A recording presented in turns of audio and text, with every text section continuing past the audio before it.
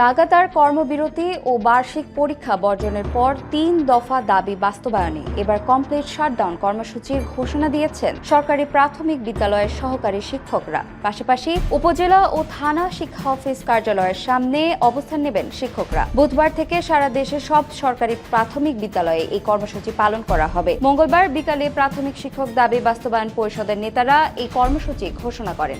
শিক্ষক নেতারা জানান, অর্থ মন্ত্রণালয়ের বিজ্ঞপ্তি প্রতিশ্রুতি অনুযায়ী সরকারি প্রাথমিক বিদ্যালয়ের সহকারী শিক্ষকদের ৩ দফা দাবি বাস্তবায়নে ২২ দিন অতিবাহিত হলেও অদ্যাবধি দৃশ্যমান কোনো অগ্রগতি না হওয়ায় প্রাথমিক শিক্ষক দাবি বাস্তবায়ন পরিষদের আহ্বানে আজ বুধবার থেকে সারা দেশের সব সরকারি প্রাথমিক বিদ্যালয়ে কমপ্লিট শাটডাউন বা তালাবদ্ধ কর্মসূচি ঘোষণা করা হয়েছে। তাদের ৩ দফা দাবির মধ্যে রয়েছে সহকারী শিক্ষকদের বেতন স্কেল ১০ম গ্রেডের নির্ধারণ, ১০ ও ১৬ বছর পূর্তিতে উচ্চতর গ্রেড প্রাপ্তির বিষয়ে জটিলতার অবসান ও সহকারী শিক্ষক থেকে প্রধান শিক্ষক পদে শতভাগ বিভাগীয় পদোন্নতি।